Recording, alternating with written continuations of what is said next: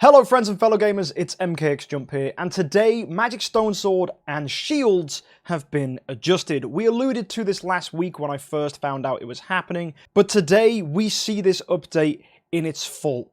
It has finally landed, and there's a lot to talk about. So hopefully I'm going to be answering some of the questions I've already been asked by the community, and if you have any further questions, be sure to drop them down in the comment sections below, and I will try and get back to you with either future content or in that comment section to help you guys out, because I want to make sure that this is the smoothest transition for you guys, because it is a massive inconvenience to us that this has happened, especially if you've unlocked the Void and made any progress using a Magic Stone Sword. So folks, let's go take a look at this update.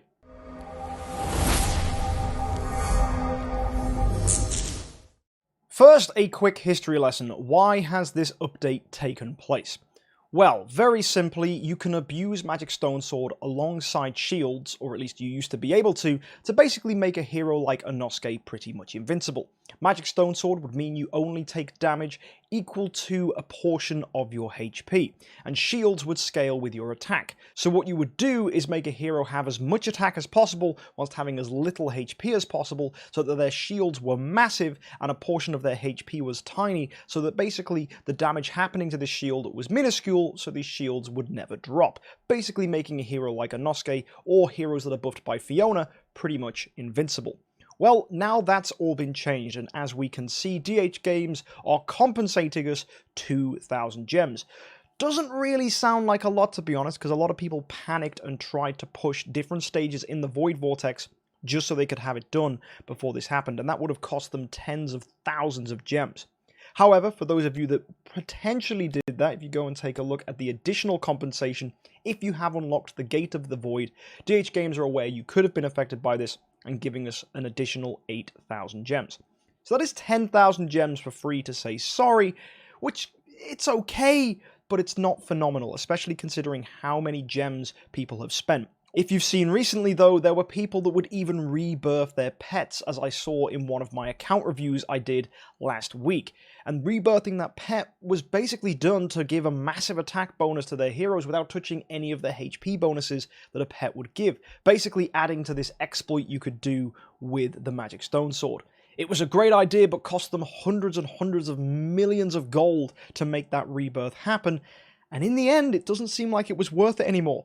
Because DH Games have also, if you didn't know, made the Void Vortex easier. So a lot of the progress people have just made could have been done anyway, which really sucks. So I've managed to claim those gems I got. I've also got some stuff coming in for my card because I didn't want to press claim all because I wanted to show you this. But man, it really sucks that a lot of people are going to be affected by this. There's another thing DH Games have added though, and that's the artifact replacement. For the next, I guess, 200 hours, people can still go ahead and replace any Magic Stone Sword they have. So one nice thing you can do is go to the Glory Boost right now and actually buy a Magic Stone Sword and swap that for any artifact you want. I guess that's nice compensation, especially for people that went after Magic Stone Swords specifically to use this exploit. But those of you that have now invested in Magic Stone Swords may feel a little hard done by, especially if you've already got all the Punisher of Immortals, and all the Demon Bells, and all the Receptors you need. The people that are most affected by this will be people on the upper end of spending. If you look at my old account, I had basically all the artifacts I needed, so I was just picking up Magic Stone Swords so that I could finish off all the artifacts I wanted. To now find out that all my 8 Magic Stone Swords are completely unusable is really disappointing. And when I say unusable, let's actually go and check what Magic Stone Sword now does.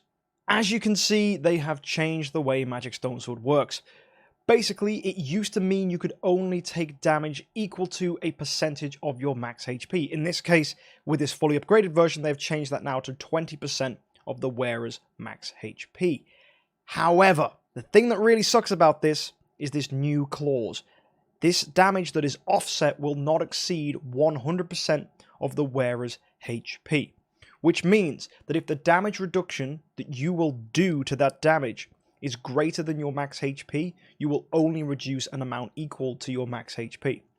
To explain that in a way that people can understand, because I tried to explain this on stream and not a lot of people really understood, let's say you have 100 HP, and you're about to take 200 damage. Well, the most you can take is 20% of your max HP. So in reality, you would only take 20 damage. But you're about to receive 200 damage. So how much are we offsetting? Well, you're losing 180 of that damage you would receive. But thanks to this new clause, you can only offset 100%. So instead, that 180 will become 100, meaning you will only take half damage from that 200 that's coming at you. However, your hero's HP is 100, the incoming damage is 200, it's reduced to 100, you still die. So it's not a complete perfect solution to not taking much damage. Basically, if anything hits you that deals at least double damage, you're pretty much dead anyway, because the most damage it can reduce is 100%. So if you're going to take 200%, you're still gonna die. So basically, attacks that deal massive amounts of overkill damage and big crit damage will still blow out heroes, will still destroy them. It kind of makes Magic Stone Sword pretty useless as a protective artifact. So I really prefer Golden Crown now if you're looking for a defensive artifact. If you see, you just get a flat 50% all damage reduce, which is just really nice. That offers you protection from everything, and it also stacks with damage reduction already on your hero, so that's going to be really nice. Another thing to consider is Augustus Magic Ball. That gives damage reduction based on the attack of your hero, which is really nice, because that means heroes that scale with attack and have abilities that scale with attack are going to benefit from this. Now, that segues me nicely into the next point I wanted to make. Abilities that scale with attack. Many of you will be familiar with how shields used to work, which is that it would scale with the attack of your hero. Not anymore. As you can see, shields offer 100% of your HP. That's really annoying. Really, really annoying. So, basically, the shields you receive will now scale with the HP of your hero, which means everyone who's built Inosuke's for attack, and people who have built Fiona's with attack, you basically have to go and replace your stone to HP. Really, really inconvenient. Very, very inconvenient. But it's only 100%, so it only basically doubles your effective health. So that's nice, right? Having double health is good, and I imagine that's going to combine very nicely with damage reduction. So that's not a complaint in the slightest. The higher the HP of the hero, the more tanky they're going to be, the harder they will be to kill, and the better shields will be. But not everyone's running a tanky sustain team. Will that be the meta going forwards? I don't know. It really depends on how people take this moving forwards into PvP. Fiona, we could see built with speed HP or even HP. I imagine Inosuke's are going to be the same. But that also means that Inosuke is going to be dealing less damage because we're going to be building him for HP, not attack. Maybe attack HP will be a really nice stone to put on him again. I don't know what people are going to be using. I don't know what's going to be good. We haven't had time to test it. This is the day that this has been released. So that moves me on to the next question I wanted to answer for you. Will I be testing this out? Yes. Will I do it today? No. Basically, the biggest question the community has asked me is, can Inosuke still clear Seal Land? Is he still a good first E5? Well, fortunately, I'm in the process of building an Inosuke on my VIP series. So when I get him to E5, we will be able to test him out. So if you want to know if Inosuke is still a good early hero, still a good hero for Seal Land, be sure to subscribe to the channel, because the VIP series will still be tracking how good an Inosuke can be. So if you were curious if this was possible, hopefully I can give you that information in the future. Another common question I've been asked is, what is a good artifact to swap your Magic Stone Swords to, depending on the area of the game you want to focus on. If you're an early game player, it is always good to go and grab a Punisher of Immortal. That's very nice. In fact, I will switch to a different account and actually show you what can be swapped. In fact, you know what? We're here. We might as well buy Magic Stone Sword from the Glorious Boost so I can show you what we can swap it to. That's a good idea. This is on the VIP series, by the way, so consider this exclusive content. But yes, let's go to the artifact replacement. So I can put in my Magic Stone Sword, there you go, and I can swap it to any of the ones you see here. So what we see, first of all, that's striking me, is no Snowheart.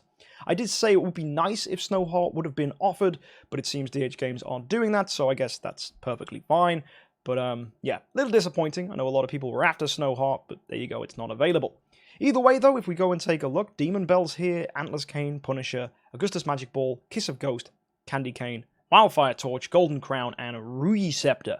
So which is the ones that should excite you when you go for? Well, considering the change that's happened to the Void Vortex, I imagine Punisher of Immortal is still going to be the better thing to go for if you haven't already got one that's upgraded to Splendid. In fact, lots of people may be wanting two that are upgraded to Splendid, so that you can have one on a Tix and one on the other Tix, so that two Tixes are bursting with nice, juicy active skills. It also works very nicely on Asmodel the Dauntless as well. Another artifact to consider is Demon Bell. When upgraded, you can feed energy to your heroes, and if you have 8 of them, you can run 2 Radiants and a Glittery, or 2 Splendids, which will be able to feed energy to your entire team, allowing you to get active skills all in round 1. A very potent and powerful ability that I really like, especially if you're using Halora or Rogans, because you can get them going as fast as possible, and you can give your entire team energy. Really, really nice. Antler's Cane probably isn't worth considering. They offer it for free very frequently, and it's mainly a PvE artifact. I guess if you want it, you could grab it, but to be honest, I think that would probably be a last resort for most people. Kiss of Ghost is nice for healing, but again, this is offered for free. Upgraded version gives healing to a hero. Really helpful in Seal Lands, but again, you don't necessarily want to be grabbing this because it is available for free quite often. Candy Bar is very good in the Void Arc, because the boss in the Void Arc, his attacks will stun you. So having the Candy Bar can give you stun immunity, which is very, very helpful. Also, a Glittery Candy Bar allows your heroes to offset the first CC that they're given. So that's really nice in things like Aspen Dungeon to protect yourself against Oberon waves if you're trying to push through death. But again, it's not necessary. Augustus Magic Ball is one I would really consider, actually. If you're building a Sword Flash Shear, or you want to build a nice Sherlock that's good at health swapping, Augustus Magic Ball is a great artifact for this reason. If it's upgraded to Splendid, it offers you a lot of damage protection, and it allows you to build heroes based on attack. Sword Flash and Sherlock are 2 heroes that can really benefit from this, and therefore I think it's a really good top pick moving forwards. As well, Rui Scepter, it's the fastest artifact in the game, gives you really nice CC, and therefore should be considered if you're running heroes like Amun-Ra for PvP, or you want a really quick carry that you can then energy feed into. But again, to make that energy feed work, you're going to need Demon Bells first. So my recommendation would be to prioritize Demon Bells and Punisher of Immortals before considering anything else. And finally, the Golden Crown, really good artifact, offers some great tankiness. I did say earlier, it's probably the better protective artifact going forwards for heroes that aren't just scaling with attack from an Augustus Magic Ball. Also, Golden Crown offers all damage reduce, which includes everything from marks to damage over time. So it's really, really helpful to have this because it is going to make your heroes very, very tanky. And I think with the new shields, it could be a very interesting artifact because it offers HP and damage reduction, which means it's probably still going to be the best artifact to have on a Fiona if you still want to be using a Fiona in your lineup. So yeah, a lot of cool artifacts to go with here. Again, it's a shame that Snowheart isn't available, but I wouldn't worry. You guys have a lot of good stuff you can switch your Magic Stone Swords to. Personally, I'm probably going to be going with a Punisher of Immortal on this account, so I'm just going to do that now so that Drake has himself another Punisher of Immortal so I can make it Radiant. Either way though, I'm happy with this. I'm glad I was able to pick that up, and it is going to help us moving forward. So that is really, really good. Another thing that's been added to the game is the Tower of Dream. This is for those that have cleared 650 in the Tower of Oblivion. This is an area that opens on Friday and is available all weekend for you guys to go ahead and try it out. I'm going to be playing some of this on stream on Friday, so if you want to go and check that out, join me at twitch.tv/MKxJUMP on Friday evening GMT. And I will hopefully be able to show you guys how this works. Maybe I'll botch it, maybe I'll be terrible, but it'll definitely be a fun learning experience for all of us, and hopefully it'll be a nice thing we can all do together on stream. Whether that hits YouTube probably depends on how well it goes, but yeah, I'm hoping to turn it into a YouTube video, but that probably won't go live until Sunday, because Twitch doesn't let me turn VODs into actual content elsewhere until 24 hours after the stream has finished. So that's Friday. I'll have to wait Saturday and then upload Sunday. So again, if you want to go check this out, join us at twitch.tv/MKxJUMP to catch me doing the Tower of Dream on Friday. And I guess the final thing I wanted to talk about was just star spawns.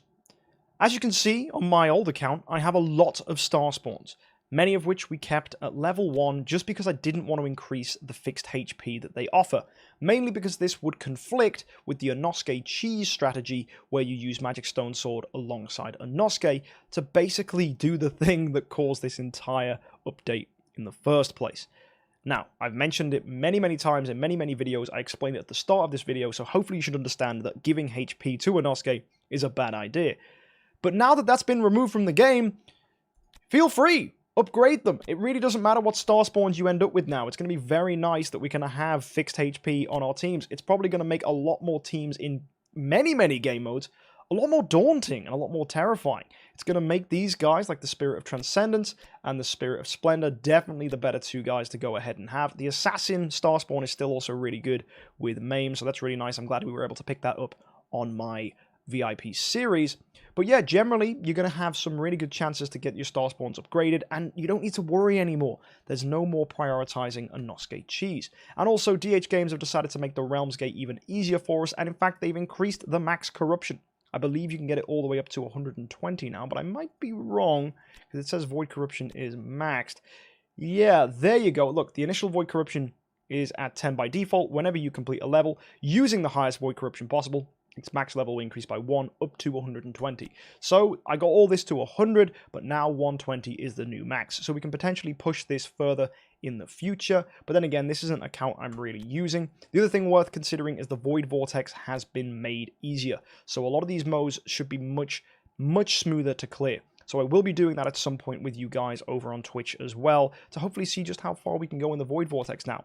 I think the biggest account that's going to be affected by this will be the VIP series, so I'm very excited to see how far we can push in the Void Vortex just with a humble Drake. And in addition, I wonder how high we can get our Void Corruption in the Realms Gate. So if you want to catch all that, guys, be sure to come and subscribe to this YouTube channel, and I'll bring you more content in the future. As well, join me at twitch.tv/MKxJUMP to catch some more stuff out. If you have any further questions or want further clarity on anything, please drop it in the comment section.